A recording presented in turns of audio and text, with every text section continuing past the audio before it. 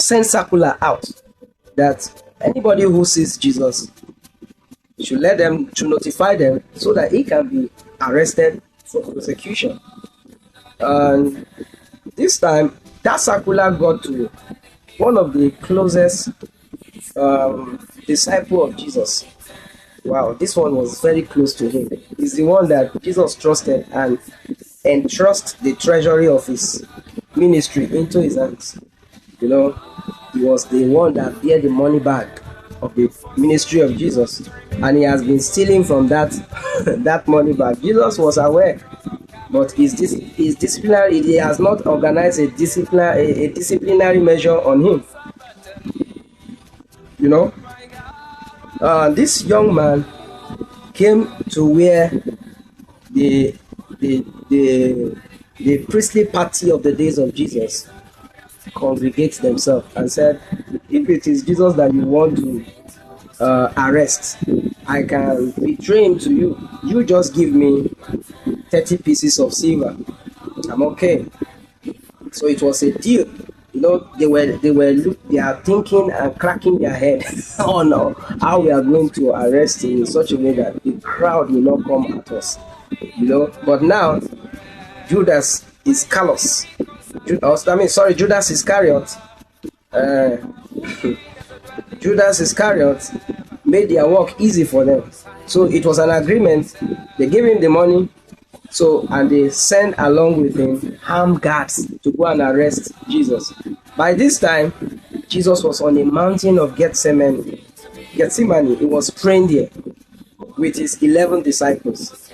He has already made a prearranged sign with the armed guards. All right. So when he got to where Jesus was, he came closely to Jesus and kissed him on the cheek. Who is kissing you? You know, there are kisses that can lead to death. If a Yahoo boy is kissing you, it can lead to death. It's buying you an iPhone. It can lead to your death. It can lead to your death.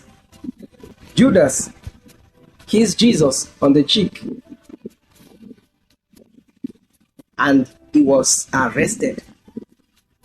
They seized him.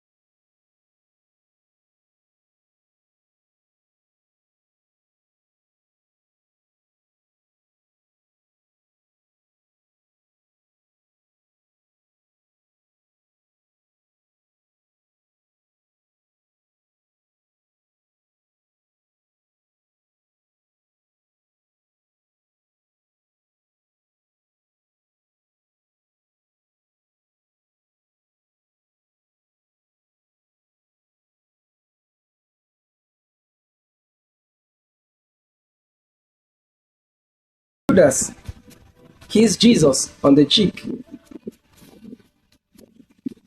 and he was arrested. They seized him. But Peter was not going to let it go easily like that. He brought out his sword from the shield and cut off the ear of one of the armed guards. And Jesus cautioned him to put back the sword, that if he need the assistance or the protection of angels, he can call down legions of angels, but he should keep back his sword. And Jesus took the ear and placed it back, and it was stitched neatly. The bleeding stopped immediately, and yet they seized the master. They seized him and took him for trial, to court for trial. The first place they took Jesus to was before the deputy high priest. Yeah, that is Annas. In this place, Jesus was scorned. Jesus was mocked and scorned, to the extent that even Peter denied him 3 times. He denied ever knowing the master, and the rest disciples, they deserted him.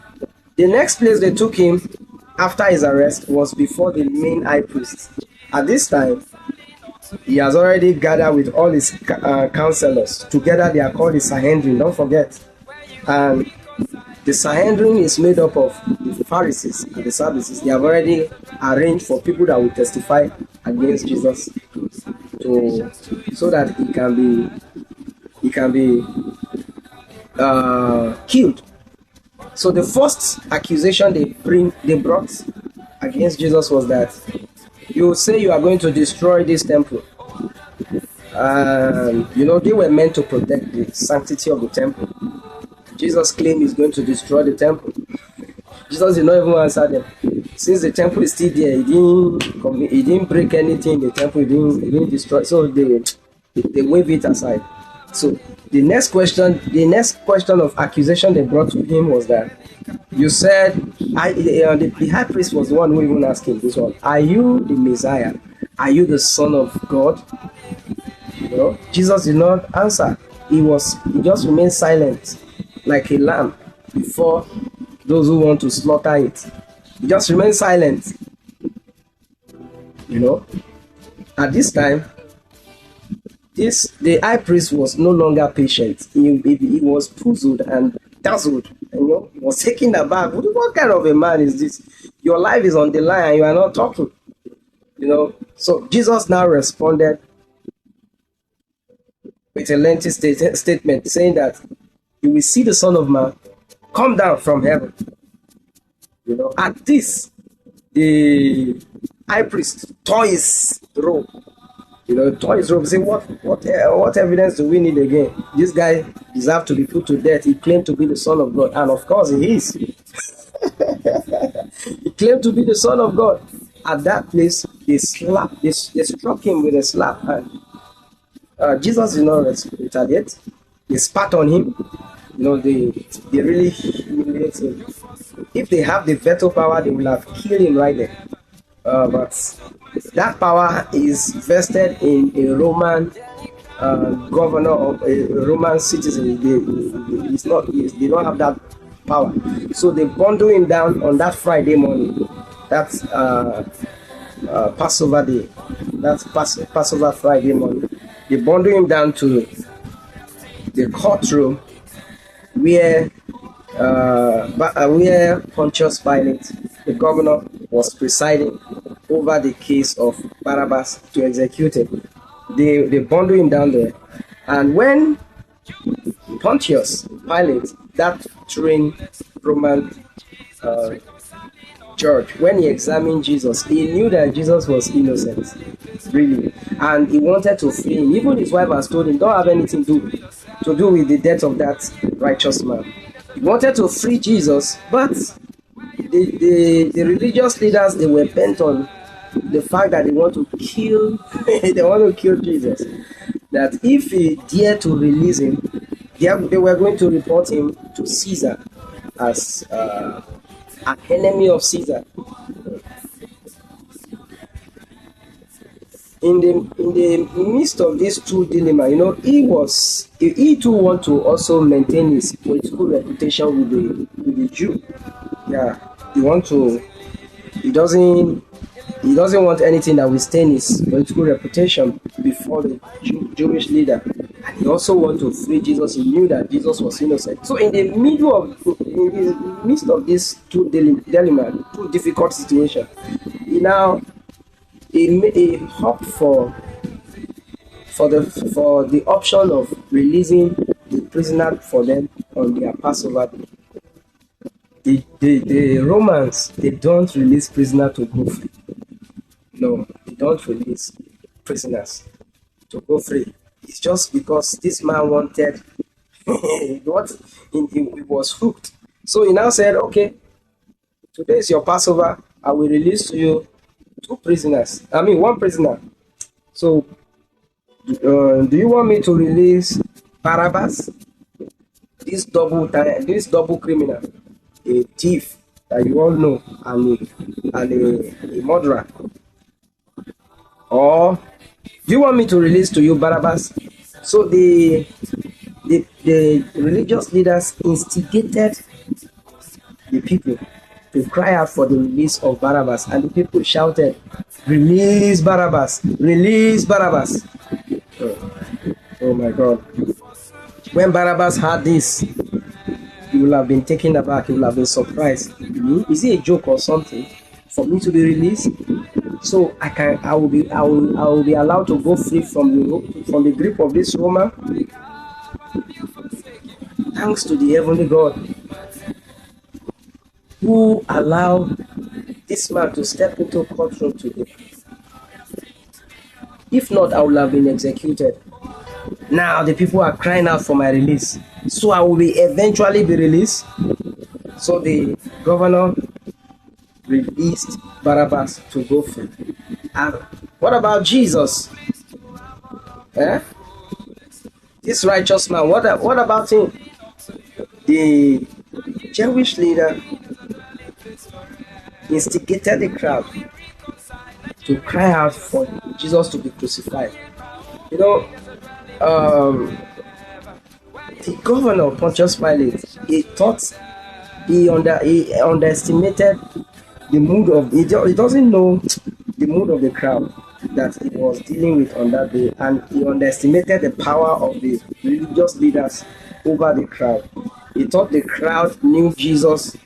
He thought the crowd, since he didn't know Jesus, they will cry out for him to be released. But now, the Jewish leader has greater power over the crowd, and he instigates the people to cry out for Jesus to be crucified. And so, when the people cry out that Jesus should be crucified, the man said, "What crime has he committed? He did not break any law. He did not break any law in the land, in the Roman world. He didn't break any law. People will not just be crucified without breaking any law." So they said, "Crucify him." And so the people, the governor just had to, succumb to the pressure of the crowd, and he had Jesus scourged and crucified. You know what I mean by having Jesus scourged? They pull off his clothes. He was beaten with whip that is made up of hook, iron hook. At a whip of that whip, the hook will hang to his flesh, his skin, and then it will hook there. It will be forcefully removed by a merciless Roman soldier and pull off. And so his skin was infected. He was bleeding so much. So, and after they didn't flog him 10 stroke or 20 stroke, at least close to 40 stroke. And after that, they made him to carry his cross to Calvary. So he took his cross to Calvary, where he was crucified, and he died on the cross. You know, the righteous Jesus died like a political criminal.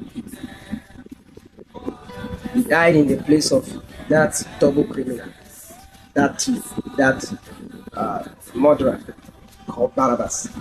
Died in his place. Took his place. You see, how does that concerns you and me?